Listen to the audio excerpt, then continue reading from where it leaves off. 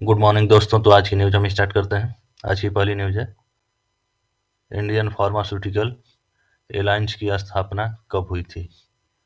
ए option है 1991 मुंबई में, B option है 1995 दिल्ली में, सी ऑप्शन है 1999 मुंबई में और डी ऑप्शन है 2003 दिल्ली में। आइए देखते हैं कब हुई थी। सी ऑप्शन आपका सही है, 1999 मुंबई में। ठीक है, 1999 मुंबई में हुई थी। अब आगे देख लेते हैं इसके बारे में कुछ चीज़ें। भारतीय फार्मास्यूटिकल एलायंस आई आईपीए ने मुंबई में ग्लोबल फार्मास्यूटिकल क्वालिटी समिट के 8वें संस्करण का सफलतापूर्वक समापन किया। शिखर सम्मेलन का विषय था रोगी केंद्रितता, विनिर्माण गुण और गुणवत्ता का नया प्रतिमान। इस शिखर सम्मेलन में ज्ञान के आदान प्रदान को बढ़ावा देने और भारत में फार्मास्यूटिकल परिदृश्य को आकार देने के लिए महत्वपूर्ण क्षेत्रों पर विचार विमर्श किया गया। उद्योग के नाते वैश्विक नियामकों, गुणवत्ता विशेषज्ञों और हितधारकों को एक मंच पर लाया गया। अब आगे देखते हैं। भारतीय फार्मास्यूटिकल उद्योग ने अपनी गुणवत्ता और मात्रा दोनों के मामले में अपनी क्षमता का प्रदर्शन किया है। आईपीए की स्थापना वर्ष 1999 में मुंबई में हुई थी। आईपीए 24 अनुसंधान आधारित राष्ट्रीय दवा कंपनियों का प्रतिनिधित्व करता है। सामूहिक रूप से आईपीए कंपनियां भारत में फार्मास्यूटिकल अनुसंधान और विकास में निजी क्षेत्र के निवेश में 85% से अधिक का योगदान देती हैं। आगे देखते हैं इसमें। आईपीए कंपनियां देश की दवाओं और फार्मास्यूटिकल के 80% से अधिक निर्यात के लिए जिम्मेदार हैं। वे भारत के 60% से अधिक घरेलू बाजार में सेवा प्रदान करती हैं। अब आगे देखते हैं, अगली न्यूज है। हाल ही में केंद्र सरकार ने बहुभाषी शिक्षा के लिए कौन सा ऐप लॉन्च किया है? बहुभाषिनी, बी ऑप्शन है अनुवादिनी, सी ऑप्शन है सुभाषिनी और डी ऑप्शन है उमंग। अब देखते हैं कौन सा ऑप्शन सही है। आपका ऑप्शन बी सही है। ठीक है, अनुवादिनी है। अनुवादिनी ऑप्शन सही है। ठीक है, ये देखिए अनुवादिनी। ठीक, अब आगे देख लेते हैं इसके बारे में कुछ चीज़ें। शिक्षा के क्षेत्र में बहुभाषावाद को बढ़ावा देने के लिए केंद्र सरकार ने एक आर्टिफिशियल इंटेलिजेंस एआई पर आधारित प्लेटफॉर्म अनुवादिनी ऐप लॉन्च किया है। इस पहल का उद्देश्य सभी स्कूलों और उच्च शिक्षण संस्थानों में पाठ्यक्रमों के लिए अध्ययन सामग्री को डिजिटल रूप से उपलब्ध कराना है। विशेषकर भारतीय संविधान की 8वीं अनुसूची में सूचीबद्ध भारतीय भाषाओं में अध्ययन सामग्री को डिजिटल रूप से उपलब्ध कराना है। यह राष्ट्रीय शिक्षा नीति एनईपी 2020 की सिफारिशों के अनुरूप है, जो अपनी मातृभाषा में अध्ययन के महत्व पर जोर देती है। अब आगे देखते हैं। शिक्षा मंत्रालय के द्वारा विश्वविद्यालय अनुदान आयोग यूजीसी, अखिल भारतीय तकनीकी शिक्षा परिषद एआईसीटीई और स्कूली शिक्षा विभाग को क्षेत्रीय भाषाओं में अध्ययन सामग्री उपलब्ध कराने का निर्देश दिया गया है। सभी शैक्षणिक संस्थानों को शैक्षिक नियामकों को अगले 3 वर्षों के भीतर भारतीय भाषाओं में अध्ययन सामग्री को उपलब्ध कराना अनिवार्य है। आगे देखते हैं। एनईपी 2020 भारत की बहुभाषी प्रकृति के मूल्य को दर्शाती है। इसे देश के सामाजिक, सांस्कृतिक, आर्थिक और शैक्षणिक विकास के लिए महत्वपूर्ण संपत्ति मानता है। आगे देखते हैं इसमें। उच्च और तकनीकी शिक्षा मंत्री ने अनुवादिनी ऐप का उपयोग करके इंजीनियरिंग, मेडिकल, कानून, स्नातक, स्नातकोत्तर और कौशल पाठ्यक्रम सामग्री का अनुवाद करने में 2 साल के प्रयास पर प्रकाश डाला है। अब आगे देखते हैं। अगली न्यूज है आपकी। हाल ही में किस भारतीय डॉक्यूमेंट्री फीचर फिल्म को 96वें अकादमिक पुरस्कार से के लिए नामित किया गया है? ए ऑप्शन है to kill a tiger, B option है ज्वार के विरुद्ध, सी ऑप्शन है जबकि हमने देखा और डी ऑप्शन है आगे से लिखना। अब देखते हैं कौन सा ऑप्शन सही है। आपका ऑप्शन ए सही है। ठीक है, to a killer, to killer kill a tiger, to kill a tiger है, ठीक है।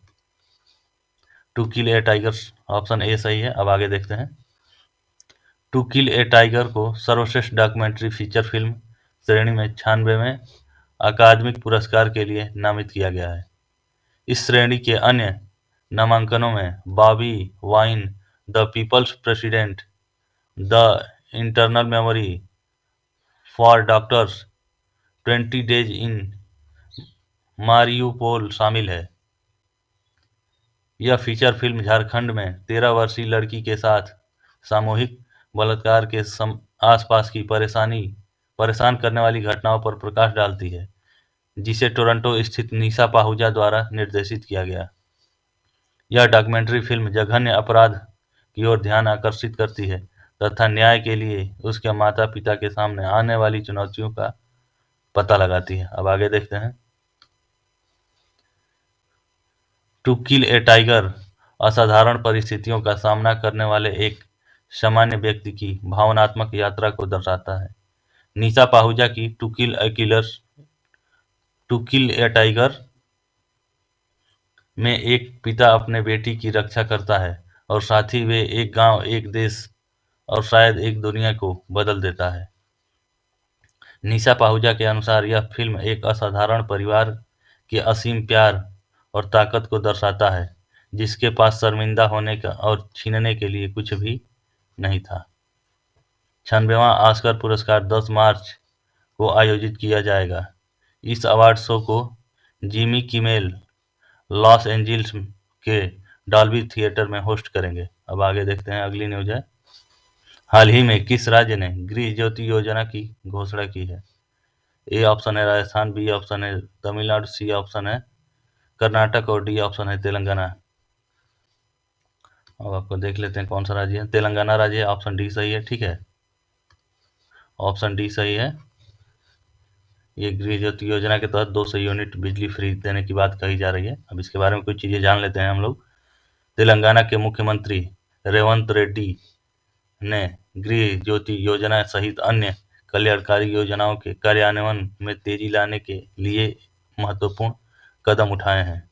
गृह ज्योति योजना में 200 यूनिट मुफ्त बिजली देने का वादा किया गया है।